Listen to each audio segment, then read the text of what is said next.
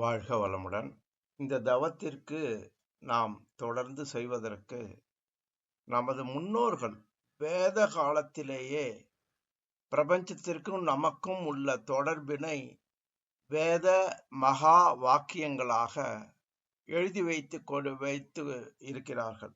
அதில் முதல் வாக்கியம் தத்துவமசி. தத்துவமசி என்றால் அதுவே நீயாக இருக்கிறாய். அதாவது பிரபஞ்சமே தன்மாற்றம் பெற்று பலவிதமான தோற்றங்களாக மாற்றம் பெற்று பூமியாகி பூமியில் வாழும் அனைத்து உயிரினங்களாக மாறி நீயாகவும் வந்திருக்கிறாய். உன் உடலில் இருப்பதும் அதே பிரபஞ்ச சக்தி தான் என்று வேத காலத்தில் 5000 வருடங்களுக்கு முன்பே கூறியிருந்தார்கள். அது நமக்கு இந்த தவத்தில் உறுதியாக நிற்பதற்கு ஒரு சாட்சியாக அமைகிறது. அகம் பிரம்மாஸ்மி என்பது அடுத்த மகா வாக்கியம் என்று போற்றப்படுகிறது. உன்னுடைய உள்ளமும் தூய்மையானது அந்த பிரபஞ்ச சக்தியை போல. எனவே உன்னுடைய அகத்தையும் நீ தூய்மையாக வைத்துக் கொள்ள வேண்டும். இந்த தவத்தினை செய்து செய்து செய்து செய்து எது தூய்மையாக இருக்கிறதோ அதன் மீது மனம் வைக்க வைக்க நம்மையும் அறியாமல் நம் மனம் தூய்மையாகிவிடும். தத்துவமசி, அகம் பிரம்மாஸ்மி, பிரஜானம் பிரம்மம். பிரஜானம் பிரம்மம் என்றால் உன்னுடைய கருமையமும் தூய்மையானதே இயல்பாக.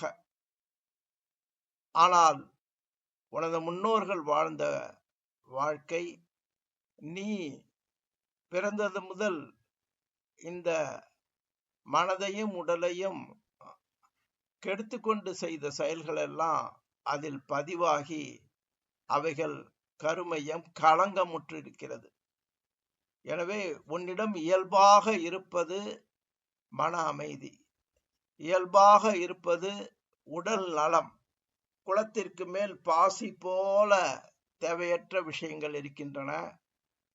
தொடர்ந்து இந்த தவத்தை செய்வதன் மூலமாக அந்த பாசி கொஞ்சம் கொஞ்சமாக விலகத் தொடங்கும்.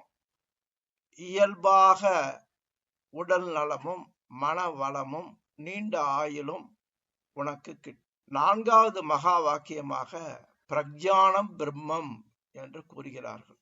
அதாவது நீ மட்டும் பிரம்மம் அல்ல, உன்னை சூழ்ந்து இருக்கும் அனைத்து மனிதர்களும் உயிரினங்களும் அசேதன பொருள்களும் பிரம்மத்தால் ஏற்படுத்தப்பட்டவையே என்று நமது பார்வை மாறும் பொழுது எந்த சூழ்நிலையிலும் யாரையும் எந்த பொருளையும் வெறுக்க மாட்டோம். ஏனென்றால் அந்த தெய்வ சக்தியே மாற்றம் பெற்று நானாக, என் உடலாக, என் உயிராக, என் பிறவியாக, என் கருமையமாக இருக்கிறது என்பதை மனம் முதலில் ஏற்றுக்கொள்ள வேண்டும். பிறகு நம்மை சுற்றி உள்ள அனைத்து உயிரினங்களும் உயிரில்லாதவைகளும் இதே பிரபஞ்சத்தின் மாற்றம்தான் என்று பிரஜானம் பிரம்மம் என்று என் மனம் ஏற்றுக்கொள்ளும் பொழுது யாருக்கும் தீங்கு செய்யாமலும் பிறர் படும் துன்பத்தை நம்மால் ஆன அளவுக்கு போக்கும் அளவுக்கும் அந்த தன்மை இயல்பாகிவிடும். எனவே வேத காலத்தில் கூறப்பட்ட இந்த தத்துவத்தை மனதில் வைத்துக்கொண்டு வேதாத்திரி மகரிஷி அவர்கள் காந்த தத்துவத்தின் அடிப்படையில் அதை நமக்கு தவமாக பயிற்சியாக கொடுத்துள்ளார்கள். இதை உண்மையான இறை வழிபாடு என்ற ஒரு ஏற்றுக்கொள்ளும் தன்மையோடு இந்த தவத்தை நாம் தொடர்ந்து செய்து கொண்டே வரும்பொழுது நல்ல மாற்றங்கள் உடல் அளவில் மனதளவில் நமது குடும்பத்தில் நிச்சயம் ஏற்படும். அதை நாம் அனுபவித்து அந்த உற்சாகத்தில் மனதில் இதில் ஈடுபட வைப்போம். மற்ற விஷயங்களையும் நாம் அளவு முறையோடு தொடர்ந்து செய்து வருவோம். அதில் எந்த ஒரு தவறும் இல்லை. எனவே முந்தையோர்கள் அகத்தவத்தால் முற்றுணர்ந்த போதிலும் மொழிவதற்கு ஓமை இல்லாமல் முட்டி மோதி நின்றனர் என்று மகரிஷி கூறுகிறார். அந்த காலத்தில் விஞ்ஞானம் இல்லை. 5000 வருடங்களுக்கு முன்பு எலக்ட்ரிசிட்டி கிடையாது. இன்று நாம் உபயோகப்படுத்தும் அனைத்து விஷயங்களும் இல்லை. ஆனால் காற்று இருந்தது, நீர் இருந்தது, நிலம் இருந்தது, நெருப்பு இருந்தது, விண் இருந்தது, சூரியன் இருந்தது, சந்திரன் இருந்தது, பிரபஞ்சம் இருந்தது. மனித உடலில் உயிர் இருந்தது, 5 ஓட்டங்கள் இருந்தன, உண்ணும் உணவு ஜீரணமானது, கழிவுப் பொருள்கள் வெளியேற்றம் பெற்றது. எனவே இயற்கை மாறாதது. செயற்கையான விஞ்ஞானம் மாற்றத்துக்கு உரியது. எனவே மாறாததை பிடித்து கொண்டு மாறி வருவதை அளவு முறையோடு அனுபவிப்பதுதான் ஒரு சிறந்த வாழ்க்கையாக அமையும் என்று கூறி இதை பற்றி நாம் சிந்திப்போம்.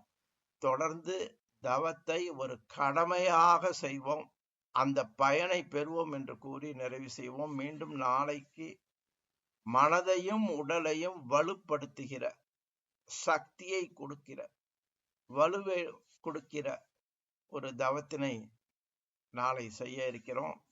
அனைவரும் கலந்து கொண்டு பயன்பெறுமாறு அன்போடு கேட்டுக்கொண்டு நிறைவு செய்வோம். வாழ்த்துக்கள். வாழ்க வளமுடன்.